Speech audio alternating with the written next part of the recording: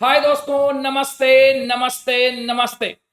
मैं आप सभी का स्वागत करता हूं सीए इंटरमीडिएट के पेपर नंबर 1 एडवांस अकाउंटिंग के लेक्चर में। इस पेपर के अंदर मैं सारा डिस्कशन आप लोगों के साथ करूंगा और इस लेक्चर नंबर 1 में हम सारी की सारी बेसिक बातें करेंगे, कोर्स स्ट्रक्चर को समझेंगे, पढ़ाई करेंगे। और मैं आपको यह भी बता दूं कि मैं आपका एक पूरा का पूरा डिटेल्ड कोर्स लेके आया हूं, जहां सारे के सारे study material, RTP, MTP, PYQ, मैं सब कुछ इन्हीं क्लासेस में आपसे करवाऊंगा। तो चलिए, देर किस बात की, बातों को चालू करते हैं। मेरे दोस्त, यह है हमारा सीए इंटरमीडिएट ग्रुप 1 का पेपर नंबर 1 एडवांस अकाउंटिंग, जो कि टोटल 100 नंबर का पेपर है। एमसीक्यू 30 मार्क्स का आएगा और डिस्क्रिप्टिव पेपर 70 मार्क्स का आएगा। टोटल 100 मार्क्स का पेपर है। MCQ 30 marks, descriptive paper 70 marks. ठीक है सर। एमसीक्यू यूजुअली 2 मार्क्स के भी आ सकते हैं और 1 नंबर वाले एमसीक्यू भी आ सकते हैं। डिस्क्रिप्टिव जो 70 मार्क्स का है, उसमें क्वेश्चन नंबर 1 14 मार्क्स, 7 मार्क्स के 2 क्वेश्चन ये कंपलसरी रहेंगे। और इसके साथ साथ ये क्वेश्चन नंबर 1 कंपलसरी होगा और उसके बाद आपको 4 आउट ऑफ 5 मतलब एक क्वेश्चन की चॉइस मिलेगी, ये आपको करना होगा। तो 14 और 56 70, 70 का डिस्क्रिप्टिव, 30 का एमसीक्यू। आगे बढ़ते हैं मेरे दोस्तों। Total number of modules will be 3। ICAI ने CA intermediate group 1 advance accounting के टोटल 3 मॉड्यूल निकाले हैं, जिसके अंदर 2 मॉड्यूल केवल और केवल अकाउंटिंग स्टैंडर्ड्स के हैं और एक मॉड्यूल एडवांस कंपनी अकाउंट्स का है। तो जल्दी बोलिए, 3 मॉड्यूल में से कितने मॉड्यूल अकाउंटिंग स्टैंडर्ड के हैं? 2। और एक मॉड्यूल एडवांस कंपनी अकाउंट्स का है। दोस्तों, अगर मैं मार्क्स की बात करूं तो अब हम ये सब जान गए कि 3 मॉड्यूल में से अगर 2 मॉड्यूल अकाउंटिंग स्टैंडर्ड्स के हैं तो अकाउंटिंग स्टैंडर्ड का वेटेज ऑब्वियसली ज्यादा ही होगा। तो अकाउंटिंग स्टैंडर्ड आपके टोटल एग्जाम में 60 to 65 मार्क्स के आने वाले हैं और एडवांस कंपनी अकाउंट्स आपके एग्जाम में 40 to 45 मार्क्स का आएगा। लेकिन हमें पढ़ने दोनों ही हैं, दोनों पढ़ेंगे तभी जाके कुछ बात बन पाएगी। हमें दोनों के दोनों पढ़ने हैं। अब आगे की बात सुनिएगा मेरे बेटा। जब मैं बात करता हूं आपके एडवांस अकाउंटिंग की, जब मैं आपके एडवांस अकाउंटिंग की बात करता हूं और मैं आपसे कहता हूं मॉड्यूल 1 एंड मॉड्यूल 1 और मॉड्यूल 2 के अंदर आपको टोटल 27 अकाउंटिंग स्टैंडर्ड्स पढ़ने हैं। कितने?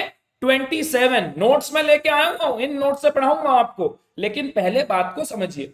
27 अकाउंटिंग स्टैंडर्ड्स पढ़ने हैं आपको और उन 27 अकाउंटिंग स्टैंडर्ड्स के साथ साथ आपको मॉड्यूल 3 के अंदर टोटल 6 चैप्टर्स पढ़ने हैं। 6 चैप्टर्स के अंदर आपको पढ़ना है फाइनेंशियल स्टेटमेंट्स, आपको पढ़ना है कैश फ्लो स्टेटमेंट, आपको पढ़ना है बायबैक ऑफ शेयर्स, आपको पढ़ना है अमेलगमेशन, आपको पढ़ना है इंटरनल रिकंस्ट्रक्शन और आपको पढ़ना है ब्रांच अकाउंटिंग। आपको ये 6 चैप्टर पढ़ने होंगे अपने मॉड्यूल 3 में। तो ये आपका टोटल कंटेंट है। तो आइए, क्योंकि मॉड्यूल 1 और 2 अकाउंटिंग स्टैंडर्ड ज्यादा इंपॉर्टेंट है, इसीलिए मैं अपनी बात अकाउंटिंग स्टैंडर्ड्स के साथ चालू करूंगा। Here we go, introduction to accounting standard. मेरे बच्चा, आखिरकार ये अकाउंटिंग स्टैंडर्ड्स हैं क्या? वी नीड टू अंडरस्टैंड कि आखिरकार सर ये अकाउंटिंग स्टैंडर्ड है क्या चीज, थोड़ा इसके बारे में बताइए। क्या मैं कह सकता हूं अकाउंटिंग स्टैंडर्ड को मैं 2 पार्ट में डिवाइड कर दूं, एक बोलूं अकाउंटिंग और दूसरा बोल दूं स्टैंडर्ड? बोलो, मैं अकाउंटिंग स्टैंडर्ड शब्द को 2 पार्ट में डिवाइड कर सकता हूं कि नहीं? एक हो गया अकाउंटिंग और दूसरा हो गया स्टैंडर्ड।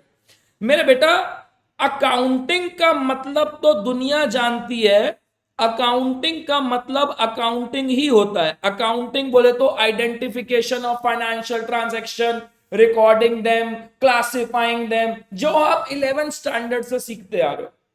स्टैंडर्ड वर्ड है जो मेरे को आपको सिखाना है, सारा दारोमदार इस पर है। स्टैंडर्ड का मतलब होता है बेंचमार्क। स्टैंडर्ड वर्ड का मतलब होता है बेंचमार्क। अब इस बेंचमार्क वर्ड का मतलब क्या होता है बेटा? बेंचमार्क वर्ड का मतलब होता है how it should be. How it should be का मतलब हो गया कि ये कैसा होना चाहिए। मैं आपको थोड़ा सा एग्जाम्पल देके समझाता हूं। आप एक बात बताइए, आप पूरे इंडिया में किसी भी डोमिनोज पे जाते हो तो आपको सारे के सारे डोमिनोज का कलर, बाहर से बोर्ड ब्लू मिलता है कि नहीं मिलता? आप किसी भी केएफसी में जाते हो, आपको थीम रेड मिलती है कि नहीं मिलती? अगर आज डोमिनोज कोई नया प्रोडक्ट लेके आता है तो क्या मैं बोलूं ऑल अक्रॉस इंडिया सारे डोमिनोज का मेन्यू चेंज हो जाता है? तो क्या मैं ये कह सकता हूं कि डोमिनोज की एंट्री के ऊपर बोर्ड ब्लू कलर का होगा, ये डोमिनोज का बेंचमार्क है? अगर आपको डोमिनोज खोलना है तो आपको बोर्ड ब्लू कलर का ही लगाना होगा। अगर आपको केएफसी खोलना है तो आपको केएफसी का रेड कलर का बोर्ड लगाना होगा, साथ में वो अंकल जी भी दिखाने होंगे चिकन खाते हुए। Are you getting my point? Standard का मतलब ऐसा ही होना चाहिए। अगर मैं अनअकैडमी पे क्लास ले रहा हूं तो क्या मैं कहूं मुझे ये टी शर्ट पहन के आना जरूरी है? क्लास का बेंचमार्क है ये। तो जब एक पिज्जा जैसी चीज में स्टैंडर्ड हो सकता है, तो क्या आपको नहीं लगता कि अकाउंटिंग के अंदर भी स्टैंडर्ड होना चाहिए? क्या आपको नहीं लगता कि अकाउंटिंग कैसे होनी चाहिए इसका भी एक लेवल होना चाहिए? जरा सोच के देखो, 11वीं 12वीं क्लास में आपको पढ़ाया जाता था कि mister x purchase a second hand machine for 10,000 and paid 2,000 rupees for its installation. आपकी मैडम कहती थी कि मशीन की कॉस्ट को 12,000 रुपए मानना। और इंडिया क्या, हर जगह यही सिखाया जाता है कि नहीं सिखाया जाता कि मशीन की कॉस्ट को 12,000 मानना? Accounting standard 10 property plant and equipment ये बोलता है कि cost of asset includes all expenditure till the asset is ready to use. जब तक एसेट रेडी टू यूज नहीं हो जाता तब तक उस पर लगने वाले सारे खर्चे एसेट की कॉस्ट में ऐड किए जाएंगे। तो जब छोटी छोटी चीजों के लिए बेंचमार्क हो सकता है तो अकाउंटिंग के लिए बेंचमार्क होना भी जरूरी बन जाता है कि नहीं बन जाता। इसका मतलब accounting standard is a benchmark of accounting कि अकाउंटिंग कैसे होनी चाहिए।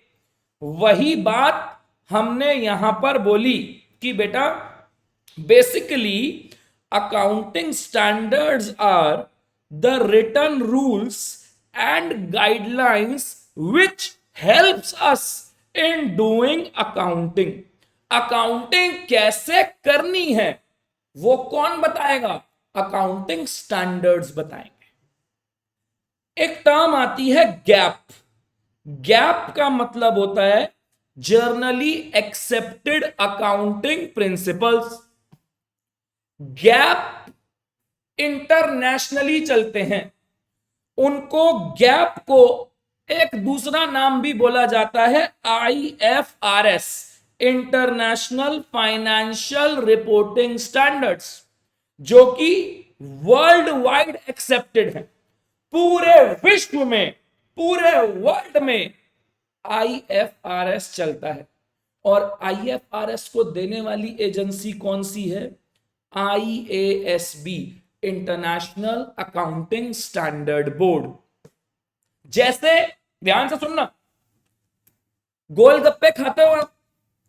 गोलगप्पे को दिल्ली में, पंजाब में गोलगप्पे बोलते हैं, बिहार में पुचका बोलते हैं, पानी के बताशे बोलते हैं यूपी में। अगर आप थोड़ा और चले जाओ बिहार की तरफ, गुपचुप भी बोलते हैं, बंगाल में पुचका बोलते हैं, महाराष्ट्र में, पुणे में पानी पूरी बोलते हैं। अरे मेरे भाई, इनके नाम अलग अलग हैं लेकिन मोर और लेस ये चीजें सेम ही है कि नहीं? वैसा ही पानी होगा, थोड़ा खट्टा थोड़ा मीठा हो सकता है, अलग अलग हो, थोड़ा तीखा होगा कहीं पर, कहीं दही डाल देंगे हल्का सा, कहीं नहीं डालेंगे, लेकिन फंडामेंटल तो सेम है कि नहीं? एरिया टू एरिया डिफर करता है। इसी तरीके से गैप एक ब्रॉडर पिक्चर है। ICAI ने उन्हीं गैप को बेसिस बना के उनमें मॉडिफिकेशन करके अकाउंटिंग स्टैंडर्ड्स को जन्म दिया।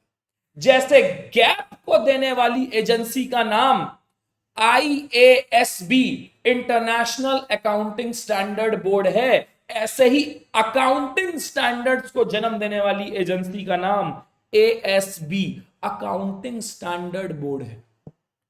और समझाता हूं ये बोर्ड क्या होते हैं।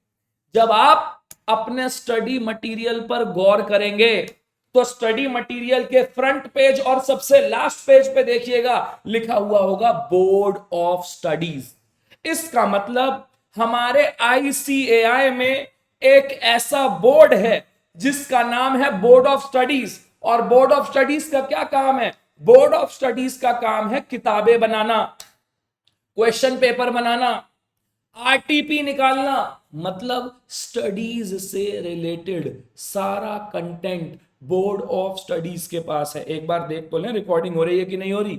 हाँ, परफेक्ट हो रही है। इसका मतलब स्टडी से रिलेटेड सारा कंटेंट बनाना की जिम्मेदारी बोर्ड ऑफ स्टडीज के पास है। तो आपको नहीं लगता अकाउंटिंग स्टैंडर्ड की सारी जिम्मेदारी ASB, अकाउंटिंग स्टैंडर्ड बोर्ड के पास होनी चाहिए? क्लियर होती है बात सबको? तो अभी तक मैंने आपको यह पढ़ाया कि अकाउंटिंग स्टैंडर्ड को अगर मैं दो टर्म्स में डिवाइड कर दूं तो एक हुआ अकाउंटिंग, दूसरा हुआ स्टैंडर्ड। अकाउंटिंग नहीं, स्टैंडर्ड का मतलब समझना इंपॉर्टेंट है। स्टैंडर्ड का मतलब होता है बेंचमार्क, ये कैसे होना चाहिए, क्या होना चाहिए। जैसे ICAI ने आपको स्टैंडर्ड दे रखा है कि भैया अगर आपके पास होना है तो आपको मिनिमम 40 भी चाहिए और ओवरऑल 50 भी चाहिए। क्या मैं कहूं ये पास होने का बेंचमार्क है? पास होना है तो ये करना पड़ेगा। उसी प्रकार से अकाउंटिंग करनी है तो ऐसे ही होनी चाहिए। ये कौन बताता है? अकाउंटिंग स्टैंडर्ड बताता है। अकाउंटिंग स्टैंडर्ड बड़ा है या गैप बड़ा है? गैप बड़ा है। Accounting standard world wide follow होता है या गैप फॉलो होता है? गैप फॉलो होता है। अकाउंटिंग स्टैंडर्ड से गैप बना या गैप से अकाउंटिंग स्टैंडर्ड बने? गैप से अकाउंटिंग स्टैंडर्ड्स बने। गैप को देने वाली एजेंसी कौन है? आईएएसबी। अकाउंटिंग स्टैंडर्ड को देने वाली एजेंसी कौन है? ASB, accounting standard board of ICAI. Let's move further. अब बात करते हैं history and background of accounting standards. India independent हुआ 1947 में। 1949 में आप ध्यान से देखिए, रिपब्लिक हुआ 1950, 26 जनवरी। बहुत समझने वाली बात है बच्चों, प्राउड फील करने वाली बात है। इंडिया इंडिपेंडेंट हुआ था 15 अगस्त 1947 को। रिपब्लिक हुआ 26 जनवरी 1950 में।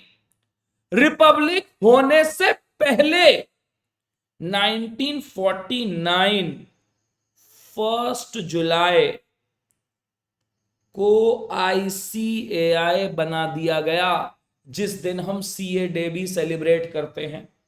1949 से हिस्ट्री चलती रही और 1977 के अंदर अकाउंटिंग स्टैंडर्ड बोर्ड का गठन हुआ।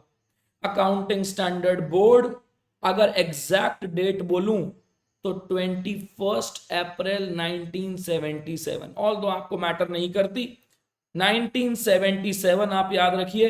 1977 में अकाउंटिंग स्टैंडर्ड बोर्ड का जन्म हुआ। अब क्या मैं कहूं, जैसे उसका नाम है वही उसका काम होगा। अकाउंटिंग स्टैंडर्ड बोर्ड ही रिस्पॉन्सिबल है सारी के सारे अकाउंटिंग स्टैंडर्ड के मैटर्स के लिए। अकाउंटिंग स्टैंडर्ड बोर्ड 1977 में आया। 1977 से लेके आज तक टोटल 29 अकाउंटिंग स्टैंडर्ड्स इशू हो चुके हैं। मतलब AS1 से लेके AS29 तक 29 अकाउंटिंग स्टैंडर्ड हमारे इंस्टीट्यूट ने दिए हैं, जिसमें से 3 अकाउंटिंग स्टैंडर्ड AS6, AS8 और AS10, 3 अकाउंटिंग स्टैंडर्ड्स को डिलीट कर दिया गया। तो क्या मैं कहूं 29 में से 3 डिलीट हो गए तो कितने बच गए? 26 रह गए।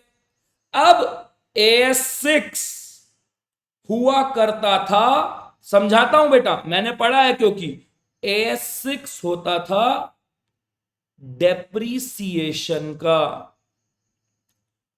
मैंने पढ़ा है, मेरे टाइम तक जब मैं सीए आईपीसीसी में था तो था। AS10 होता था फिक्स्ड एसेट्स का।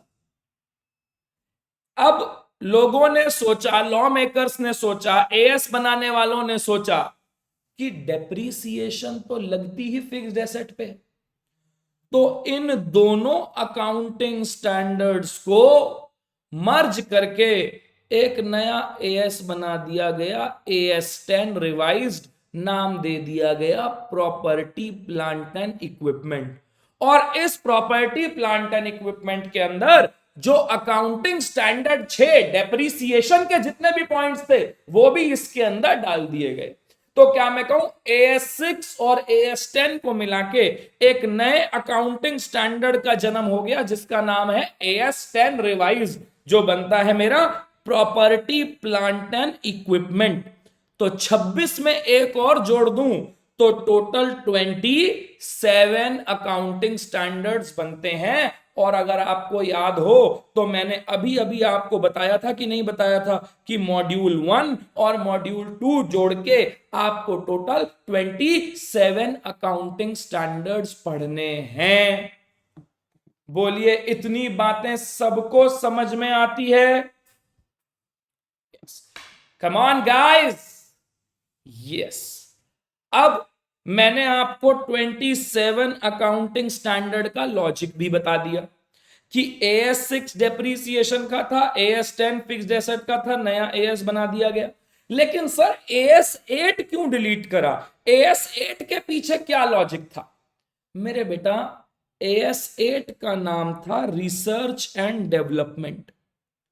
अब हम सब जानते हैं कि रिसर्च एंड डेवलपमेंट करके, क्या मैं बोलूं, इंटेंजिबल एसेट का ही जन्म होता है। भाई कोई बंदा रिसर्च एंड डेवलपमेंट करता है तो उससे होता क्या है? क्या मैं कहूं उसे पेटेंट मिलता है, कॉपीराइट मिलता है, ट्रेडमार्क मिलता है, यही सब कुछ मिलता है। और ये सारी चीजें AS26 इंटेंजिबल एसेट्स में कवर होती हैं कि नहीं? तो जब AS26 इंटेंजिबल एसेट आ गया तो AS8 रिसर्च एंड डेवलपमेंट की रेफरेंस या मैं कहूं रेलिवेंस खत्म हो गई। तो जब AS26 के आने से AS8 रिसर्च एंड डेवलपमेंट की रेलिवेंस खत्म हो गई, तो इसको डिलीट करके इसी को कंटिन्यू करा गया। इसे बोला जाता है लॉजिक। इतनी बातें सबको क्लियर होती? आगे चले? हाँ जी, आगे की बात करते हैं। अब मेरे बेटा ध्यान से सुनिएगा मेरे बच्चों। अब बात आती है कि AS काम कैसे करता है। इधर सुनिए ध्यान से, मैं आपको समझाता हूं कोई भी AS काम कैसे करता है। सबसे पहले क्या होता है, need of an accounting standard महसूस होती है। उसके बाद जब मेरे को लगता है कि कोई AS बनाने की जरूरत है, ICAI को लगता है, तो ICAI का कौन, अकाउंटिंग स्टैंडर्ड बोर्ड, एक ड्राफ्ट AS बनाता है। एक ड्राफ्ट AS बनाता है।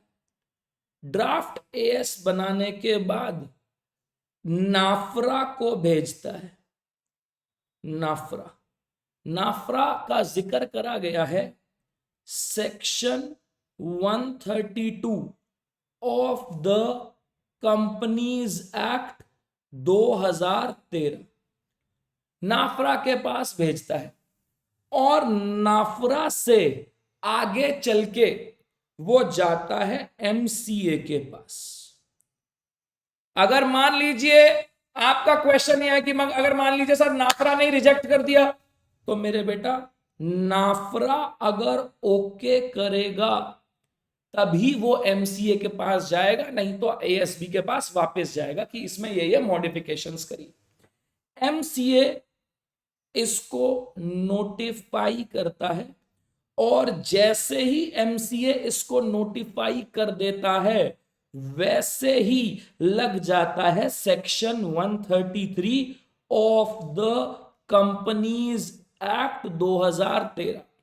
कंपनीज एक्ट के सेक्शन 133 133 में बिल्कुल क्लियरली लिखा हुआ है, all the financial statements shall be prepared in accordance with accounting standard or Indian accounting standard notified by central government। तो क्या मैं कहूं एप्लीकेबल बनाने की जिम्मेदारी सेंट्रल गवर्नमेंट मतलब मिनिस्ट्री ऑफ कॉर्पोरेट अफेयर्स की हो जाती है, लेकिन मिनिस्ट्री ऑफ कॉर्पोरेट अफेयर्स को थाली में परोस के तो ASB ही देगा ना। क्लियर हो रही है बात कि प्रोसेस क्या हुई? जब लगता है कि किसी अकाउंटिंग स्टैंडर्ड की जरूरत है तो ASB उस AS को बनाता है। AS को बना के नाफरा, नेशनल फाइनेंशियल रिपोर्टिंग अथॉरिटी को वो AS देता है। अगर NFRA उसे ओके करता है, MCA को भेजता है, MCA उसे नोटिफाई करता है और सेक्शन 133 में आ जाता है। तो क्या मैं बोलूं सारी कंपनीज को अकाउंटिंग स्टैंडर्ड फॉलो करना मैंडेटरी हो जाता है क्योंकि सेक्शन 133 में लिखा हुआ है। और सेक्शन 133 के अंदर जो अकाउंटिंग स्टैंडर्ड्स नोटिफाई हो रहे हैं इनडायरेक्टली वो ASB ही बना रहा है। तो इसका मतलब अगर मैं आपसे कहना चाहूं एप्लीकेबिलिटी, तो क्या मैं कहूं कि जो कॉरपोरेट एंटिटीज हैं कॉरपोरेट एंटिटीज बोले तो जिनको MCA, ministry of corporate affairs govern करता है, या तो कंपनीज और या फिर एलएलपीज। क्या मैं कहूं इन दोनों के लिए accounting standards central government issue करती है बाय नोटिफिकेशन। लेकिन मेरे बेटा जो नॉन कॉरपोरेट एंटिटीज हैं, नॉन कॉरपोरेट एंटिटीज जैसे sole proprietorship, partnership, Hindu undivided family, cooperative societies, इनके लिए एएस आईसीएआई ही एप्लीकेबल करता है। बोलो सबको ये बातें समझ में आई?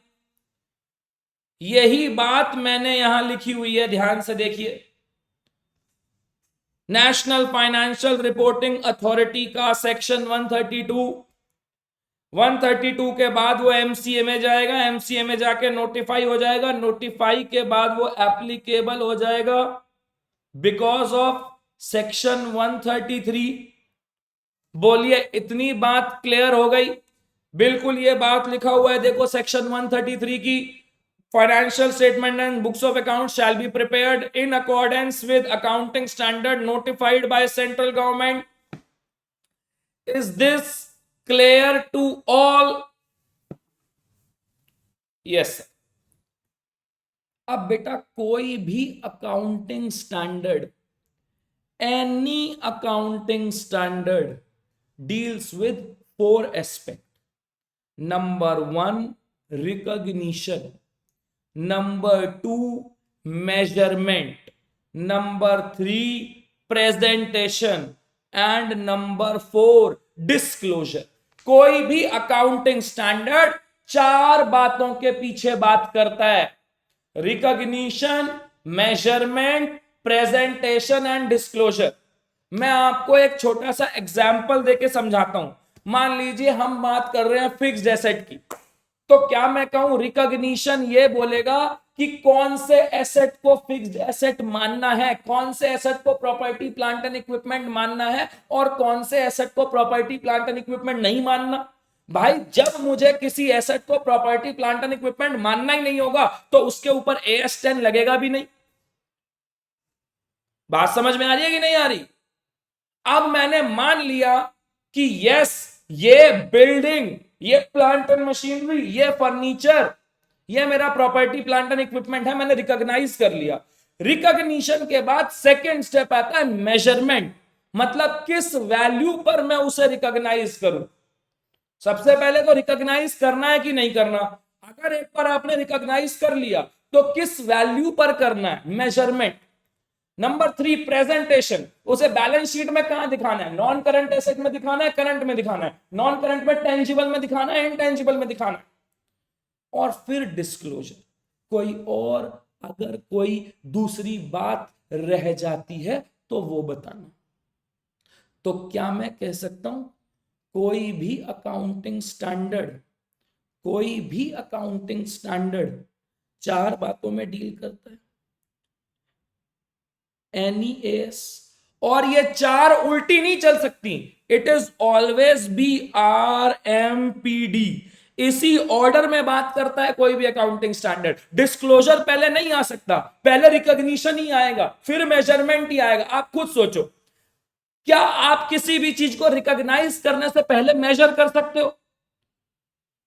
कोई आदमी आपके गेट पे आया है तो जब तक आप उसको पहचानोगे नहीं, क्या गेट खोल दोगे? पहले पहचानोगे तभी तो गेट खोल के उसकी एंट्री लोगे ना, तभी तो उसके साथ ट्रीट करोगे कि उसको चाय देना है, पानी देना है या ठंडा देना है। Recognition, measurement, presentation and disclosure. तो जल्दी जल्दी मेरे को बताइए, अब मैं आपको फटाफट से रिवाइज कराऊं तो जल्दी बताइए हमारे टोटल कितने मॉड्यूल हैं। टोटल 3 मॉड्यूल हैं, वेरी गुड। एएस के कितने मॉड्यूल हैं? 2। कंपनी अकाउंट्स के कितने मॉड्यूल हैं? 1, वेरी गुड। कंपनी अकाउंट्स में टोटल कितने चैप्टर करने हैं? 6। एएस टोटल कितने करने हैं? 27। क्या शुरू से आईसीएआई ने 27 एएस दिए हैं? ना। टोटल एएस कितने दिए थे आईसीएआई ने?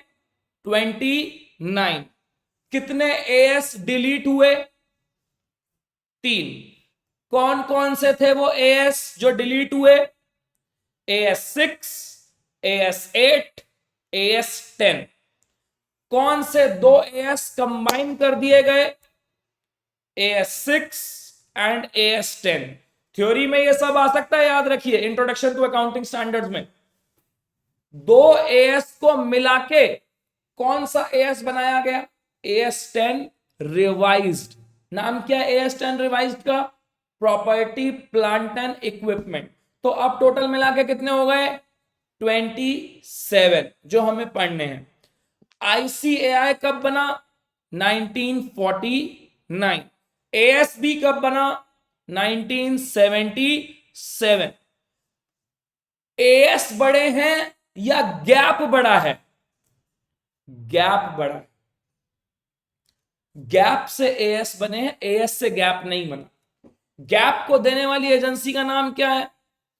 International accounting standard board. Very good, बहुत बढ़िया। एएस को देने वाली एजेंसी का नाम क्या है? Accounting standard board. सेक्शन 133 किसका है? Accounting standard notified by central government. 132 किसका है? नाफ्रा। क्या एएसबी का सीधा कॉन्ट्रैक्ट है एमसीए के साथ? नहीं। बीच में कौन आता है? नाफ्रा। नाफ्रा की full form national financial reporting authority. ICAI ने एएस बना दिया, नाफ्रा को दिया, नाफ्रा को पसंद नहीं आया, नाफ्रा ने ये चेंजेस बोले करने के लिए। क्या आईसीआई को वो चेंजेस करने पड़ेंगे? यस, करने पड़ेंगे। नाफ्रा ने ओके कह दिया तो वो कहां जाएगा? एमसीए के पास जाएगा। एमसीए उसको नोटिफाई कर देगा तो सब पे एप्लीकेबल हो जाएगा। एमसीए का फुल फॉर्म क्या है? Ministry of corporate affairs. तो जितनी भी कॉर्पोरेट एंटिटीज हैं उन सब के ऊपर वो लग जाएगा। कॉर्पोरेट एंटिटीज कौन सी? Companies and एलएलपीज। तो नॉन कॉर्पोरेट एंटिटी पे कौन एप्लीकेबल करेगा? अकाउंटिंग स्टैंडर्ड्स आईसीएआई ही उनके ऊपर एप्लीकेबल करेगा। अगली क्लास में हम लोग AS9 पढ़ेंगे। ये सारे के सारे नोट्स जो हैं ये बच्चों को मिलते हैं और ये एडिशनल नोट्स हैं। मैं हैंड रिटन नोट से पढ़ाता हूं। आप किसी से भी जो मेरे से पढ़ाओ, जो भी ऑल इंडिया रैंकर हो, चाहे वो कुशाग्र हो, ऑल इंडिया रैंक 6 या all India rank 18, all India rank 28, आप किसी से भी मेरे बारे में पूछ सकते हैं। वो आपको एक ऑनेस्ट रिव्यू, एक ऑनेस्ट ओपिनियन जरूर देंगे। धन्यवाद, अगली क्लास में मिलते हैं।